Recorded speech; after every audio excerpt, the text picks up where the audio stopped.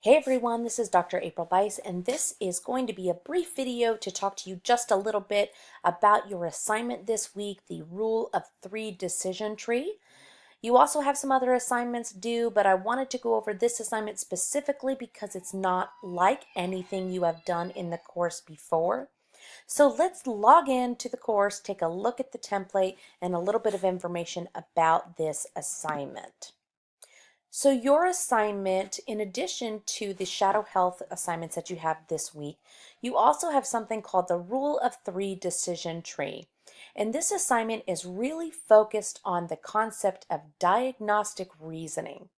So in this course, for advanced health assessment for nurse educators, we really want you to focus on what your education plan is. However, it's really important as well that you know how to come to a decision tree for differential diagnosing patients. So even though you're not going to be in your plan right now, nurse practitioners or advanced practice registered nurses, etc., you're still going to be advanced education registered nurses. And so it's important for you to have an advanced level of how to apply diagnostic reasoning and decision making for patients. So the focus of the Rule of Three decision tree is going to be for you to take all pertinent negatives and all pertinent positives and put that together for you to come to three decision or final diagnoses based on those pertinent positives and pertinent negatives and chief complaints. So I've made things easy for you, and I've broken it down into a few areas that you can select. You can choose from these patients with these chief complaints, starting with 17-year-old female with low belly pain. Okay, and it's really going to be essential that you document a reference list in APA format at the bottom of your assignment submission on the Rule of Tree decision tree template, and that's right here. We're going to open that in just a second. The reason is because I want to know that you are getting your ideas of a pertinent positive and pertinent negative from a correct source. So if you're telling me, let's say for example, you chose the 17-year-old female with low belly pain, and you think of a pertinent negative as this female not having any bloody discharge. Okay, no bloody vaginal discharge. And you tell me that that is a pertinent negative, which you would be correct, okay? Because vaginal discharge in a patient who is a female with low belly pain is going to be pertinent. And if you're telling me that the patient has no bloody or even, other types of vaginal discharge, we could just say no vaginal discharge. That is a pertinent negative. However, I want to know that you found that source from somewhere. So did you find that from a manuscript? Did you find that from your textbook? Did you find that from a differential diagnosis book? Whatever you found, a lot of really great sources are online. And, where you found that information is going to be important to me because I know that you didn't just make that up. Okay, so your reference list does not need to be exhaustive. You don't even need to write me and ask me how many references do we need, Dr. Bice. You may have gotten all of these in one place. That's okay, even if you only have one reference. That's fine as long as I know that you're getting these references from somewhere, or I'm sorry, getting these pertinent negatives and pertinent positive ideas from somewhere that is appropriate and also collegial. So next, you're going to list the pertinent positives and pertinent negatives that would be essential to document for the history and physical exam. So we just went over one example, and here's another. If you had a 10-year-old male patient with ear pain, it would be pertinent to know that the ear had drainage. If no, this is a pertinent negative from a physical exam. If yes, this is a pertinent positive from the physical exam. On history, you may want to know about recent activities. So for example, for the patient with ear pain, has he been swimming? If no, this is a pertinent negative from the history. If yes, it's a pertinent positive. So, anyways, I am also sending out the module ebook, which explains a little bit more in detail about differential diagnosis, pertinent negatives, and pertinent positives. So that should help you with this assignment as well. At the end, you're going to list all of the diagnoses that you think could be associated with your patient's chief complaint. Okay, that's going to include less complex diagnoses and red flag diagnoses. So what do you think is going on with this patient? And finally, you're going to review all of the pertinent positives, all of the pertinent negatives, and rule out the diagnoses except for your top three, okay? That's what we call the 3 on the decision tree. Below each of the final 3, you're going to list pertinent positives and pertinent negatives that led you to think that that is one of your diagnosis decisions. All right. Now, I don't expect you to be telling me the exact diagnosis. And the reason, there's plenty of reasons, because I'm not giving you any subjective information. I'm not giving you any objective information. I want you to come up with that yourself, okay? I'm simply giving you a chief complaint and having you come up with pertinent positives and pertinent negatives based on a chief complaint. And I don't expect you to be perfect spot on with your diagnoses. I just want to see how you came to the decision. Again, I'm aware that you guys are not advanced practice registered nurses, but as advanced educators, it's important for you to know how to reach those kinds of decisions, especially when you are educating other registered nurses. So let's go over the template for the Rule of 3 decision tree.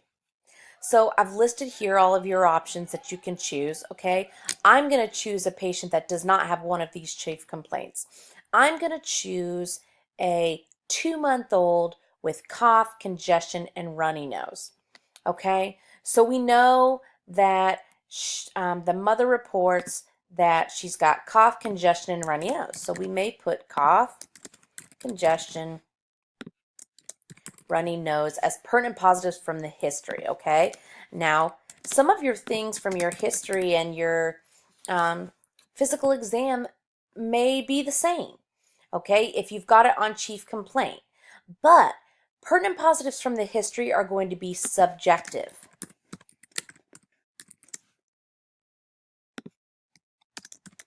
Pertinent positives from your physical exam are going to be objective. Okay, what your patient tells you is subjective. What you see on your physical exam or what you have objectively defined is objective.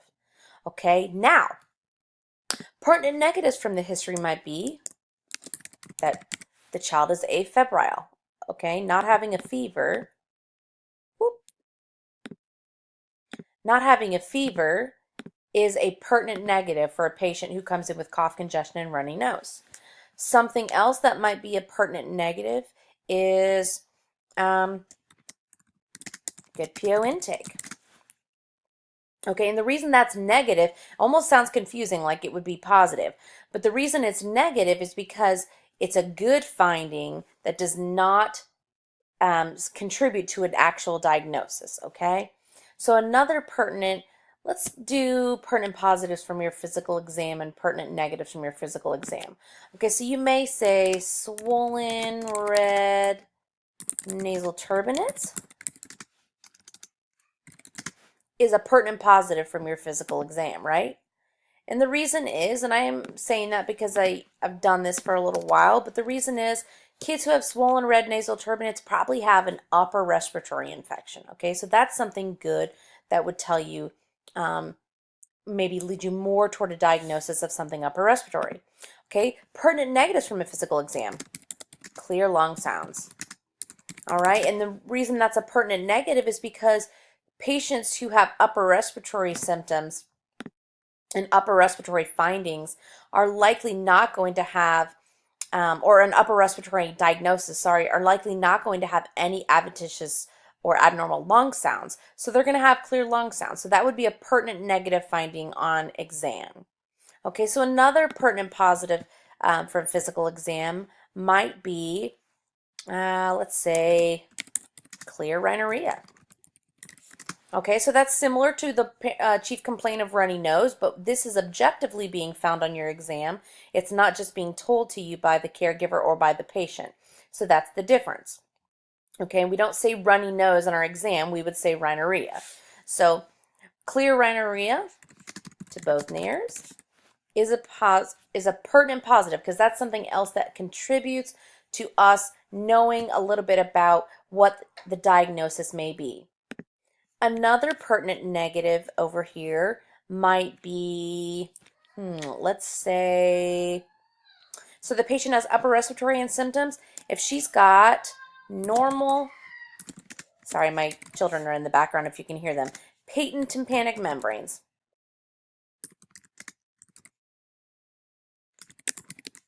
Okay, if they're both tympanic membranes are patent, they're gray, they're pearly gray, they're got good light reflexes, okay, and you can see the bones of the inner ear just fine, then that is a pertinent negative because that would probably indicate, which in which case we would want to know, that this child does not have an ear infection, even though she has cough or he has cough, congestion, and runny nose, because ear infections are commonly found in children who have cough, congestion, and runny nose.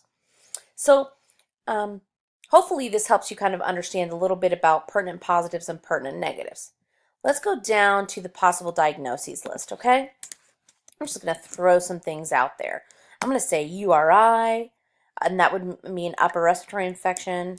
Okay, I'm going to say sinusitis.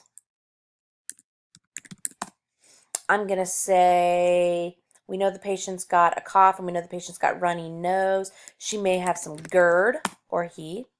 Okay, again, this is where we're just thinking about everything, and I've put 2 boxes here so that you can fill in both sides without running all the way down the page. You can use both sides or not, it doesn't matter. You may say pneumonia, you may say pneumothorax, and again, for this list, you're going to be thinking about all things, whether they're simple or complex or red flag. This is where you kind of can just brainstorm and spew it all, everything you think may be going on based on the chief complaint and your pertinent positives and your pertinent negatives. This is where you kind of just throw it all in a list here, okay? And I realize that you're kind of having to do a lot of guessing and mainly based on your chief complaint, and that's okay because I want you to be able to come up with your subjective pertinent positives and your subjective pertinent negatives on your own without being told them, because that really helps you work through a diagnosis a lot better. Okay, so moving down, okay, you may have 10 things here, you may have 8 things, you may have 25 things based on your chief complaint.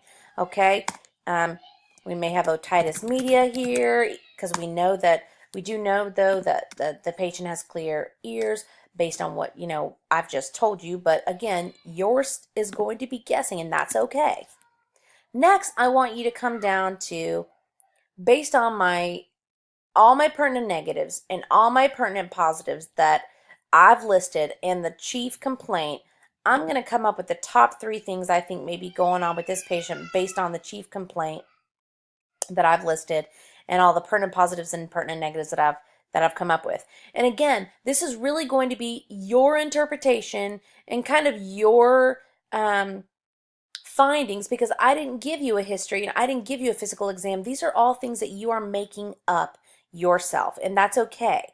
But it really does need to make sense with your chief complaint.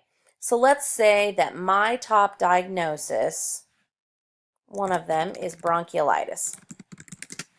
Another one is a viral URI. And the next one is sinusitis. Okay? You can put your diagnoses there. And then I want you to put all of the pertinent positives and all of the pertinent negatives that would have to do with that diagnosis underneath it. Okay, so finally, review all of your pertinent negatives and positives and rule out diagnoses except for 3. Fill in the diagnoses with the tree below. This will be your 3 on the decision tree. Then list the pertinent positives and negatives in the table below that led you to find your 3 decisions. Again, you're just choosing 3 from ones that you put up here. There is no, or up here, sorry, there's no wrong or right answer on which one you choose, as long as it can relate to the chief complaint that you've picked up here. So if you chose 17-year-old female with low belly pain, and down here you write bronchiolitis, I'm definitely not going to, I'm going to be confused. Okay, so your 3 diagnoses certainly have to at least relate to your chief complaint up here that you've chosen. And then you will list down here the pertinent positives and pertinent negatives that would relate to that diagnosis. Okay, so for bronchiolitis, I may put here wheezing. For viral URI, I may put clear rhinorrhea.